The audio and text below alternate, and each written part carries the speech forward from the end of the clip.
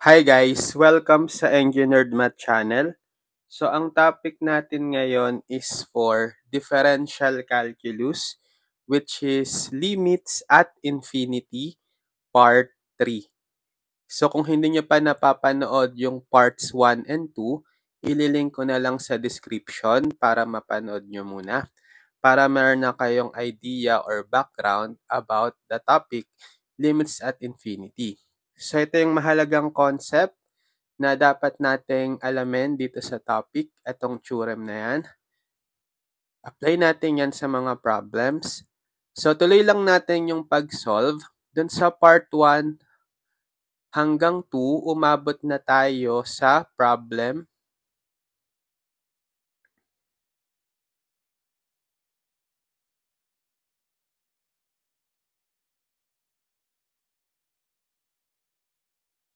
problem 25. Okay, so tuloy natin. Let's have excuse me, problem number 26. So sulat ko muna. Excuse me. For problem number 26, limit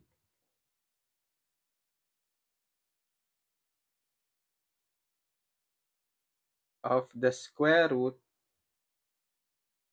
of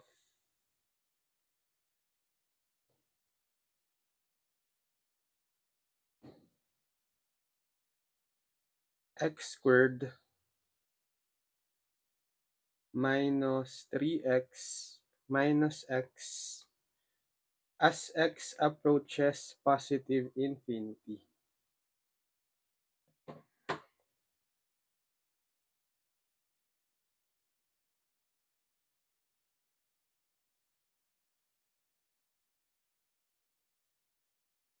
So, kapag dinirect sub nyo yung positive infinity dito sa x, nag-assume kayo ng napakalaking value kasi positive infinity, magkakaroon tayo ng indeterminate na infinity minus infinity, di ba? So, hindi pwedeng tanggapin yan. Hindi to equal to 0, This is indeterminate. So, ang gagawin natin, i-rationalize natin. So, i-multiply muna natin both numerator and denominator by the conjugate nung expression na may radical. So, this is actually a fraction na merong denominator na 1, right? So, para ma-rationalize, i-multiply ko both numerator and denominator by ang conjugate ng numerator. So, paano kuhaan yung conjugate nito? Copy nyo yung first term, yung square root of x squared minus 3x.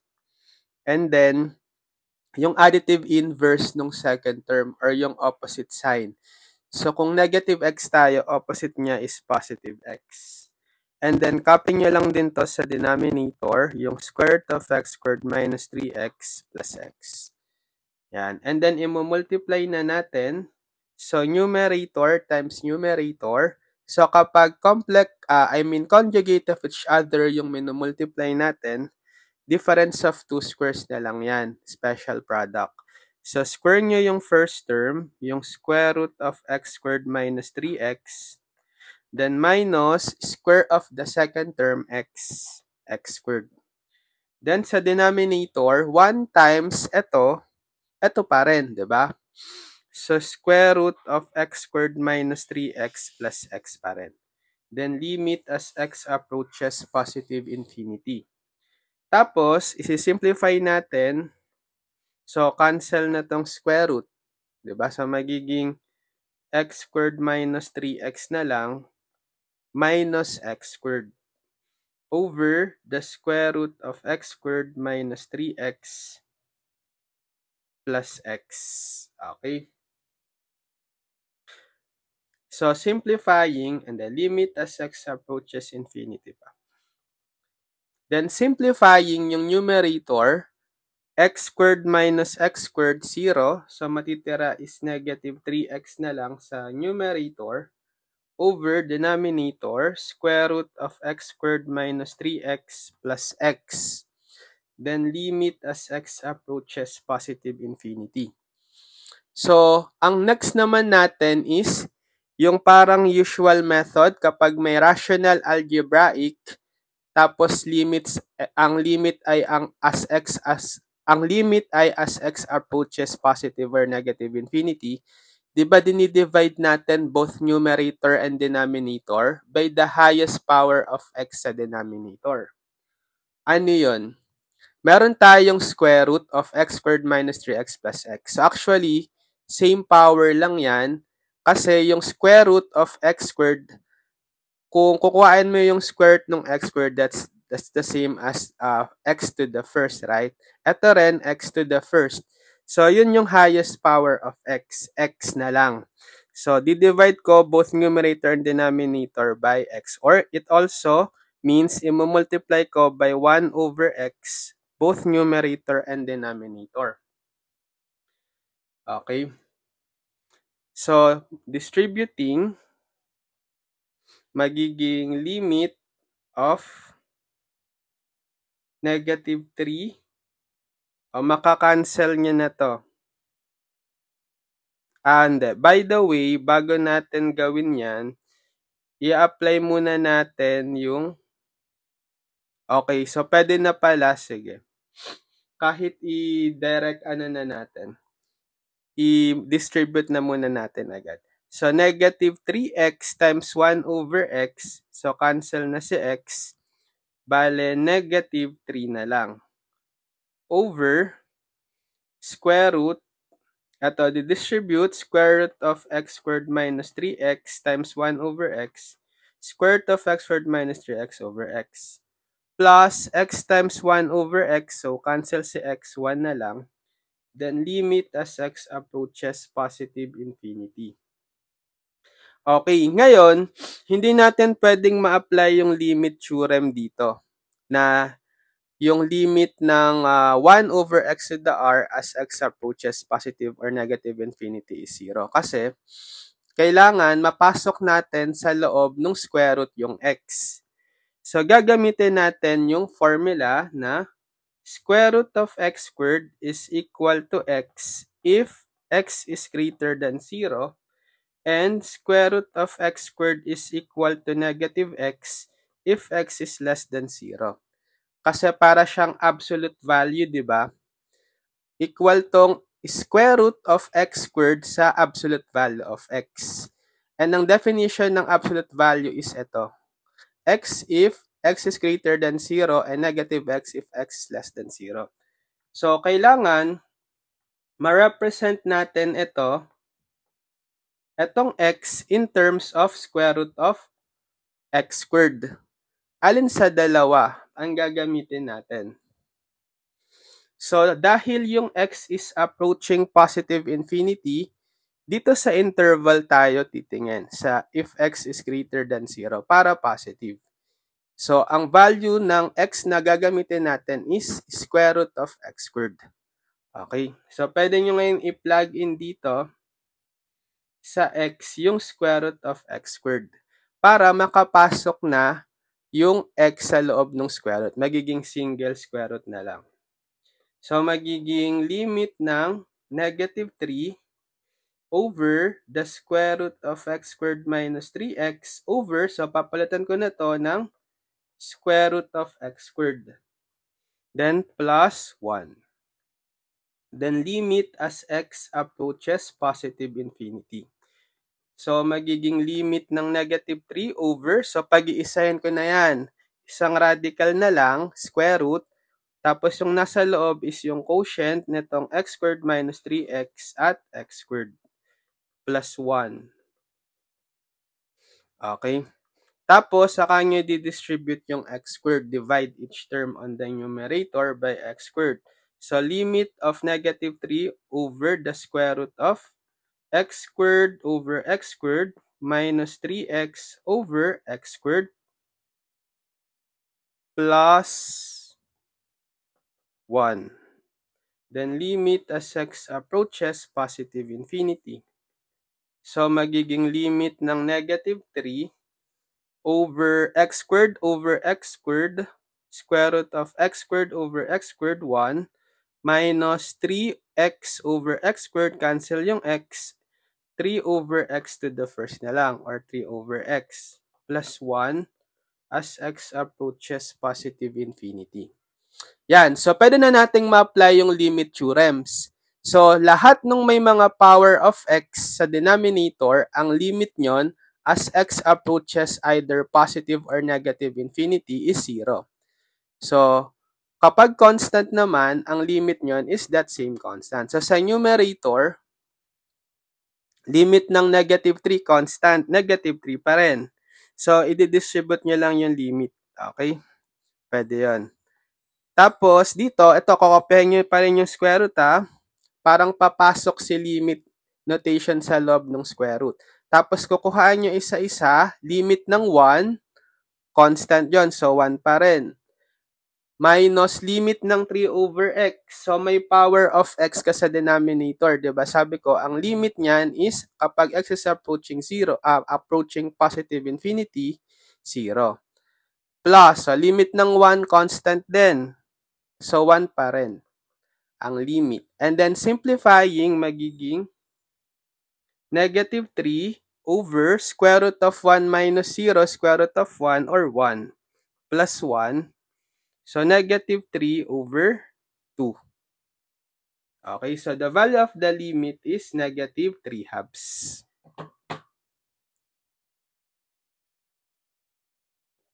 Okay, next. Problem number 27. What if limit of 1 plus the square root of x to the 6 plus x squared plus 1 over 2x cubed plus 3 as x approaches negative infinity? Okay, so rational uli na merong radical. So, ganun pa rin. Ang same step na gagawin natin, i-multiply or i-divide ko both numerator and denominator by the highest power of x sa denominator. Diba, x cube? So, magmumultiply ako ng 1 over x cube, both numerator and denominator. Or it also means nag-divide tayo ng x cube sa numerator at denominator. Okay? So, i-distribute natin ngayon. So, 1 times 1 over x cube, 1 over x cube. Then, plus, so ito hindi nyo pwedeng i-distribute yung x cube, 1 over x cube sa bawat term kasi may square root. So, gagawin nyo lang as is na divide, square root of x to the 6 plus x squared plus 1 over x cube. All over, ito, pwede nyo i-distribute, 2x cube times 1 over x cube. So, cancel yung x cube, 2 na lang. Plus 3 times 1 over x cube, 3 over x cube. Then, limit as x approaches negative infinity. So, dito, ito, pwede nyong applyan yan ng limit theorem. Diba? 0 yan. Itong dalawa. Tapos, ito 2. Limit is 2. Pero, ito, hindi nyo pwedeng ma-applyan yan direkta agad. Kasi, may square root ka, tapos, wala sa loob ng square root itong x cube.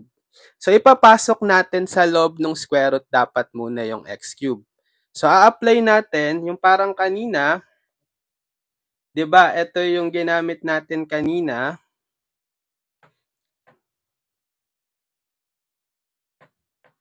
Pero, anong difference? Hindi lang tayo x eh. X cube.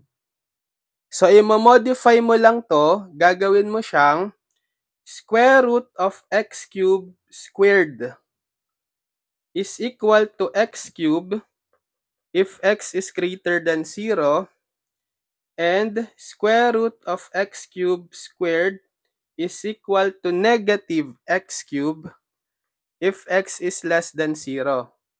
So, ito, tandaan nyo, mahalaga to.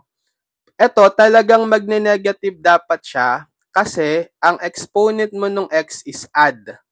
Otherwise, kung ang exponent mo dito ng x is even, kahit pa x is less than 0 yan, gagawin mo pa ring positive. So, tandaan niyo yung concept na to. Okay? So, halimbawa, ginawa ko tong square root of x to the fourth squared. If x is less than 0, hindi yan negative x to the fourth ha, positive x to the fourth yan. Pero pag ginawa ko, kasi even, di ba? Pero pag ginawa kong x to the fifth, yan yung magiging negative x to the fifth. Gets? Ito, so tandaan nyo tong pattern na to. Okay? So, ngayon, papalitan natin yung value ng x cube in terms of dapat square root, yung nasa loob ng square root yung power of x. So, anong gagamitin natin? Interval na to or ito? Kasi approaching x, tayo sa negative infinity. Eh di ito, okay. So, ang ipapalit nating value ngayon dito sa x cube ay, ito, kailangan ma-solve nyo sa x cube in terms of radical expression. So, alisin nyo lang tong negative. Divide nyo both sides by negative 1. So, x cube is equal to negative x cube squared. Or pwede siyang negative x to the 6 na siya. Kasi by power to power law,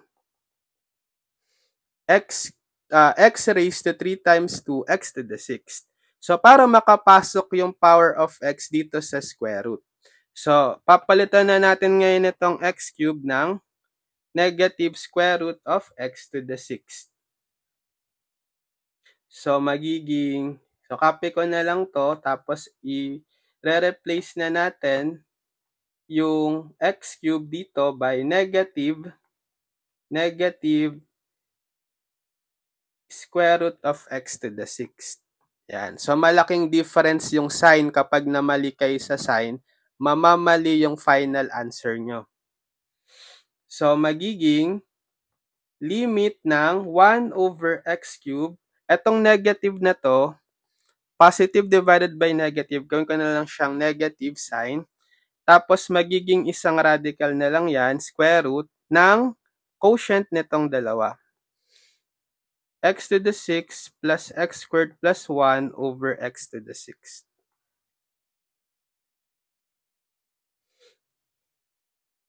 Tapos, over 2 plus 3 over x cubed as x approaches negative infinity. So, pwede nyo na ngayong ma-divide to. Divide each term of the numerator by x cubed. So, limit ng 1 over x cubed minus the square root of x to the 6 over x to the 6 plus x squared over x to the 6 plus 1 over x to the 6 all over 2 plus 3 over x cubed as x approaches negative infinity. So, magiging limit ng 1 over x cubed minus, so simplifying yung nasa loob ng square root, so x to the 6 over x to the 6, 1, cancel, plus, ito, x squared over x to the 6, cancel si x squared, x to the 6, x to the 4th na lang. So, 1 over x to the 4th. Then ito, copy lang, plus 1 over x to the 6th over 2 plus 3 over x cubed. Limit as x approaches negative infinity. Yan. So, pwede na nating ma-apply yung limit theorem. Lahat ng may mga power of x sa denominator, ang limit niyan as x approaches negative infinity is 0. Tapos yung mga constant, retained. Limit ng constant is the same na constant. Okay? So, 1 over x cube, limit niyan 0, minus square root of limit ng 1, 1 pa rin, plus limit ng 1 over x to the 4th, 0, limit ng 1 over x to the 6, 0, over limit ng 2, 2 pa rin, plus limit ng 3 over x cubed, 0, as x approaches negative infinity. So, magiging, negative square root ng 1 plus 0 plus 0, square root ng 1 or 1, over 2 plus 0, 2. So, negative 1 over 2 or negative 1 half.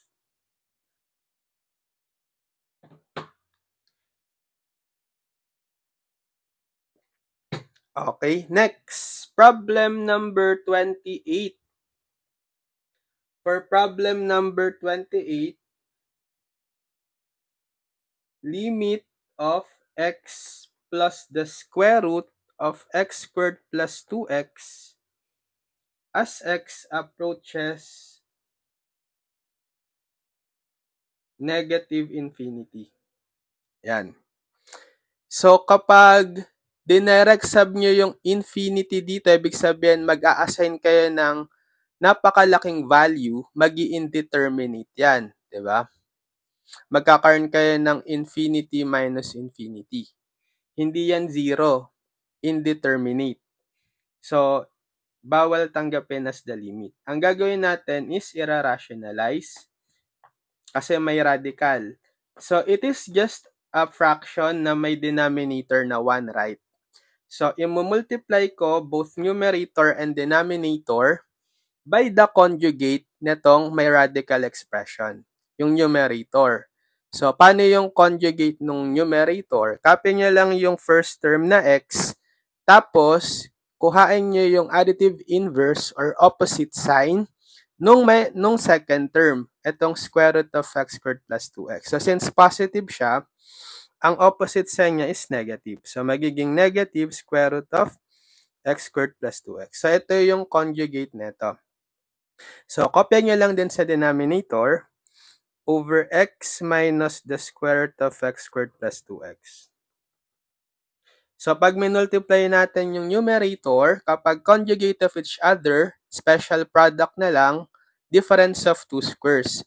So, square nyo yung first term na x, so x square, then minus square nyo yung second term, yung square root of x squared plus 2x. So, square root of x squared plus 2x is squared. Then, over, so 1 times this expression, ito parang expression na yan. So, over x minus square root of x squared plus 2x. Limit as x approaches negative infinity. So, i-simplify natin, magiging limit ng x squared minus, so cancel na yung square root with the squared, bale, x squared plus 2x na lang. Pero lalagyan nyo ng parenthesis kasi minus yung operation followed by more than one term, 2 terms. So, i-distribute natin yan mamaya. Over x minus the square root of x squared plus 2x as x approaches negative infinity.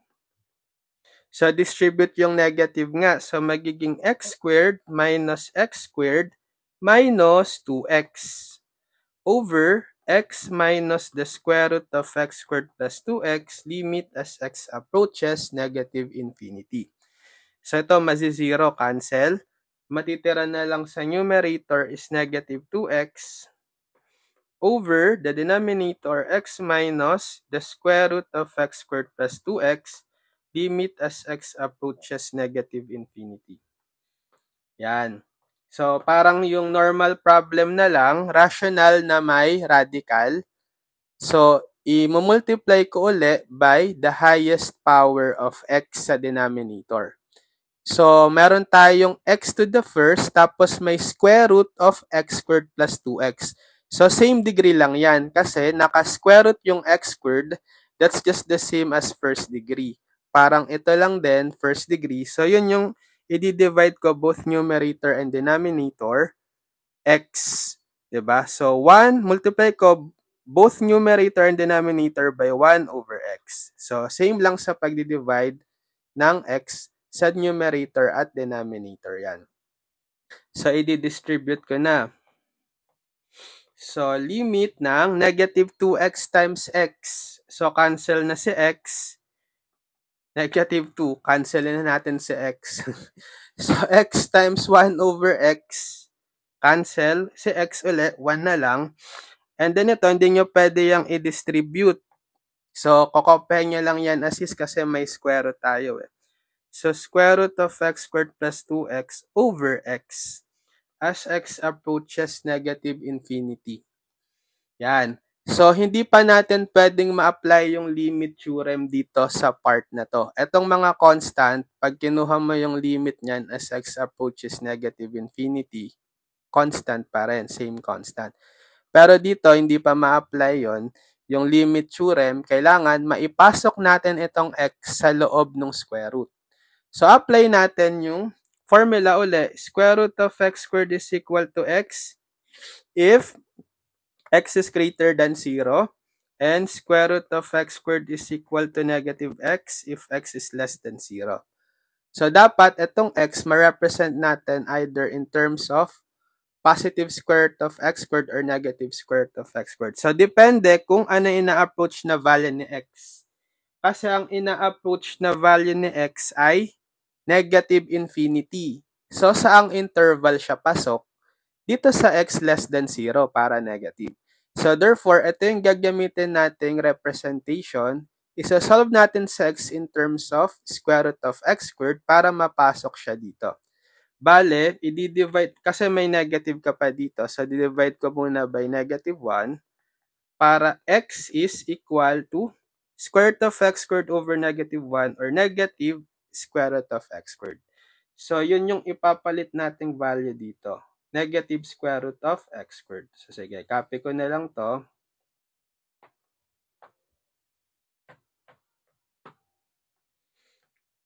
So, gagawin ko na tong negative square root of x squared. Yan. So, pag sinimplify, magiging limit ng negative 2 over 1. Ito, pag dinivide nyo, negative divided by negative, magiging positive na yan. Tapos, pag iisahin ko na lang to, isang square root na lang ng x squared plus 2x over x squared. Okay. Property of radical. Limit as x approaches negative infinity.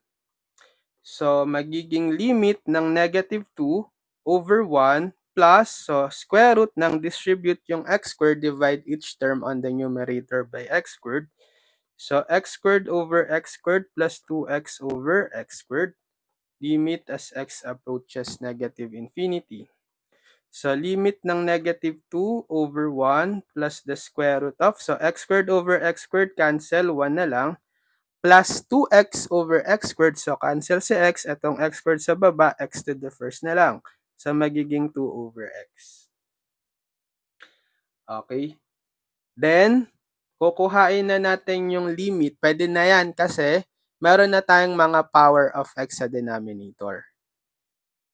So, itong mga constant na yan, limit is constant pa rin, same constant. Tapos, itong may power of x, 2 over x sa denominator, limit as x approaches negative infinity is 0. So, magiging limit is negative 2 over 1 plus the square root of 1 plus 0.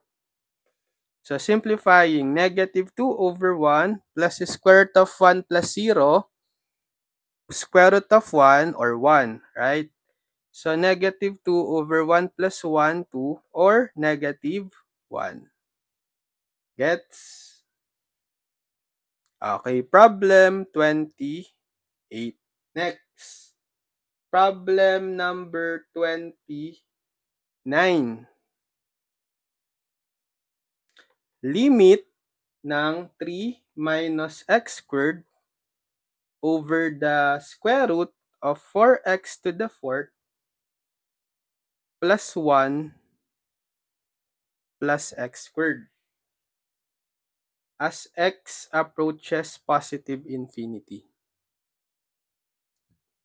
Okay, so meron tayong radical rational na may radical. Ganun pa rin, 'di ba? So i-multiply natin both numerator and denominator, or di-divide natin pala both numerator and denominator by the highest power of x sa denominator. So meron tayong x squared second degree. Tapos yung square root ng 4x to the fourth plus 1, it's also same as equivalent sa x to the second power. Kasi pag in-square root mo yung x to the fourth, x squared. So, yung highest exponent pa rin na gagamitin natin is x squared. I-multiply ko both numerator and denominator by 1 over x squared. Or it means nagdi-divide tayo both numerator and denominator by x squared. So, magiging limit ng sa distribute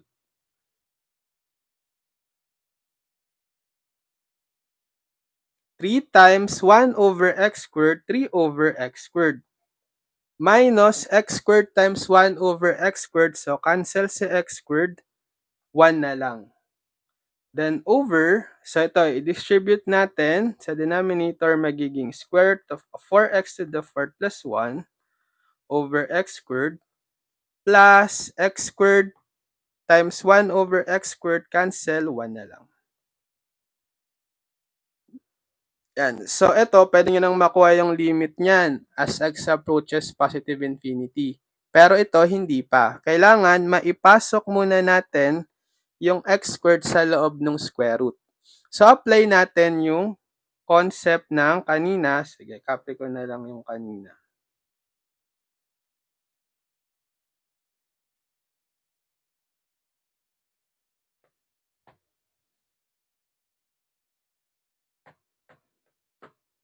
Alisin ko lang to. Yan. So, apply natin to. Pero, ang difference is hindi lang siya x eh. X squared. So, i-modify natin. Gagawin ko lang tong square root of x squared squared. Okay? Para equal siya sa x squared if x is greater than 0 and square root of x squared squared equal siya sa hindi negative. Positive x squared pa rin if x is less than 0. Yung sinabi ko kanina, kapag yung exponent ng x dito sa loob ng parenthesis is even, kahit if x is less than 0, positive pa rin siya. But otherwise, kapag add. Okay? So, ibig sabihin, for all real, palagi, equal siya sa positive x squared. Okay? Etong square root of x squared squared. Or, kapag sinubstitute natin ngayon, pwede naman tong square root of x to the 4th, right? Okay. So, magiging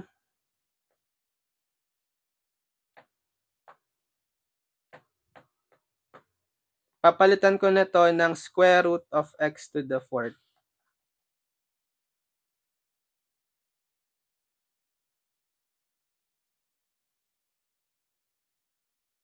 Okay, so kaya ang ginamit ko is positive x squared kasi wala naman tayong ano, 'di ba? Care kung positive or negative infinity man 'yan. Pareho pa rin sila na x squared. Okay, positive x squared.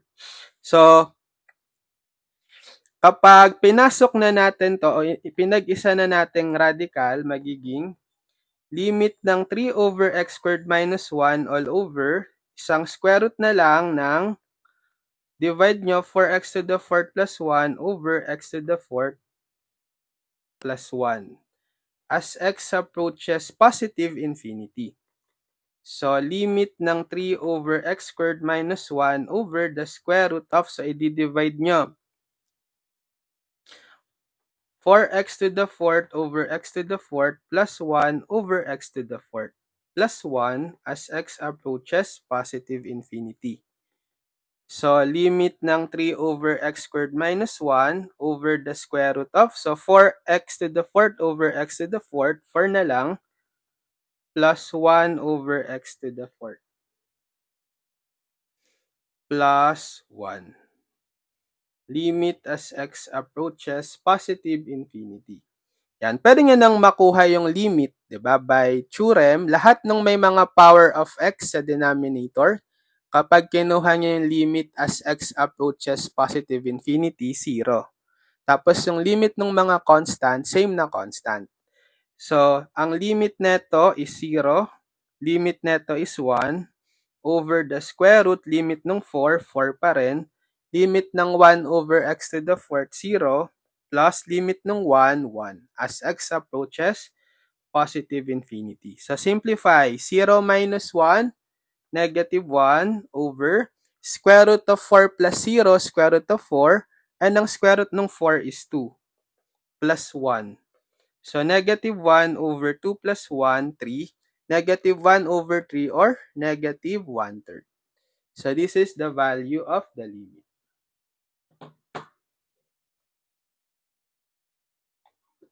29. 30 na tayo. Okay, 30. Limit of 4z cubed plus 5 over 1 minus 2z plus 3z squared as z approaches positive infinity. Yan, so wala tayong radical ngayon. Rational lang talaga, polynomial. So same step, i-multiply ko pa rin or i-divide ko pa rin both numerator and denominator by the highest power of x sa denominator. Okay? Ay, may squared pala. So. Okay. So, ano yung highest power nung x sa denominator? Z squared. Diba? So, i-multiply ko both numerator and denominator by 1 over z squared. Or it also means nag-divide tayo both numerator and denominator by z squared. So, kapag dinistribute natin, so magiging limit ng 4z cubed times 1 over c squared. So, cancel yung c squared, si c cubed, c to the first na lang. So, 4z plus 5 times 1 over c squared, 5 over z squared. Tapos, sa denominator, 1 times 1 over z squared, 1 over z squared. The negative 2z times 1 over c squared, cancel yung z, si z squared, z to the first na lang. So, magiging 2 over z, negative 2 over z.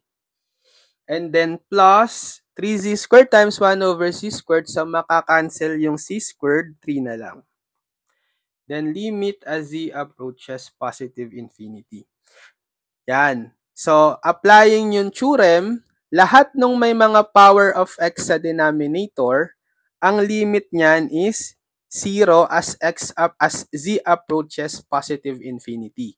Tapos yung constant retain. Paano tong 4z? Hindi siya power of x sa denominator, nasa numerator siya.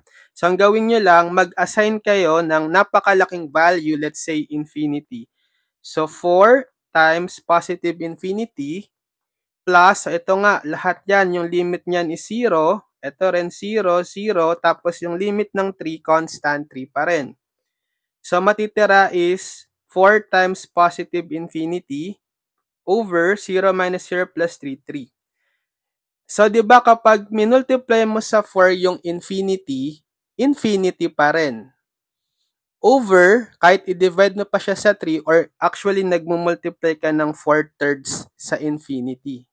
Palaki ng palaki, infinity pa rin yan, di ba? Positive infinity.